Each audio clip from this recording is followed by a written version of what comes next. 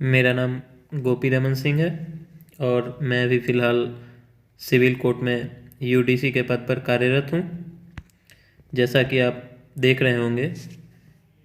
22 major exams, हालांकि और सारे और भी अलग अलग एग्ज़ाम्स हैं जो मैंने इसमें इंक्लूड नहीं किया है। हालांकि ये वो मेजर एग्ज़ाम्स हैं जिसमें अलग अलग स्टेजेज को मैंने क्वालिफाई किया है। और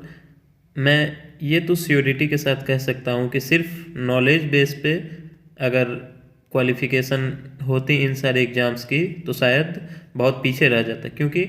आप सिर्फ और सिर्फ नॉलेज के बदौलत ये नहीं कह सकते कि हाँ कोई सा भी एग्ज़ाम आप फुल्ली हर एक स्टेज को क्रॉस करते चले जाओगे, क्योंकि नॉलेज के साथ आपकी एक एप्लीकेशन होती है, एक कॉमन सेंस होती है, एक लॉजिक होती है। उस बेसिस पे आप सबको पुटअप करते हो, फिर जाके आपका एक अप्रोच तैयार होता है और उसी अप्रोच के बेसिस पे आप एग्ज़ाम को क्वालिफाई करते हो। एकेडमिक एग्ज़ाम्स से लेके सिविल सर्विस हो, बीपीएससी हो, झारखंड लोक सेवा आयोग हो, अलग अलग एग्ज़ाम्स को मैंने दिया है। चाहे वो एसएससी हो, अगर आईबी की बात करें तो एसीआईओ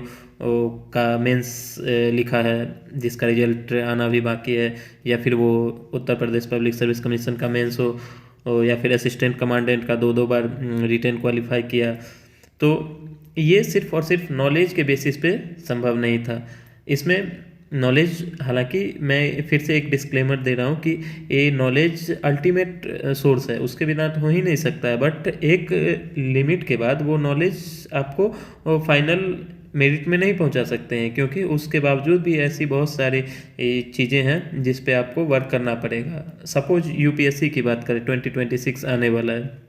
उसमें आप 25 से 30 क्वेश्चन के आगे नॉलेज के बेसिस पे सॉल्व कर ही नहीं पाओगे जब तक आप उसमें एजुकेटेड गेस नहीं लोगे, लॉजिक नहीं लोगे, कॉमन सेंस नहीं लोगे, एलिमिनेशन टेक्निक नहीं लगाओगे, तब तक वो काम नहीं आएगा। और सिर्फ ये प्रिलिमिनरी एग्जामिनेशन की मैं बात नहीं कर रहा हूँ, मेंस में भी अगर आपको मेंस में अच्छा नंबर लाना है, मेंस का एक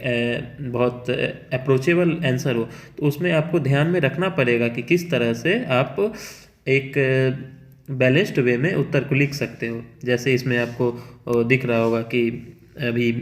दिसंबर 2025 का मैंने नेट यूजीसी क्वालिफाई किया है, और बीपीएससी का तो 4 बार मैं इंटरव्यू मैंने दिया है। 70वीं का भी 16 मार्च को देना है, और 67, 68, 69 का दे रखा है। 71वीं का मेंस देना है, चाहे वो झारखंड लोक सेवा आयोग का मैंने मेंस दिया है, सीजीएल 2 बार मेंस, आईबी का मेंस हो, या फिर 2 बार असिस्टेंट कमांडेंट का हो, यूपी पीसीएस का हो, या फिर यूपी ट्रिपल एससी पेट में 99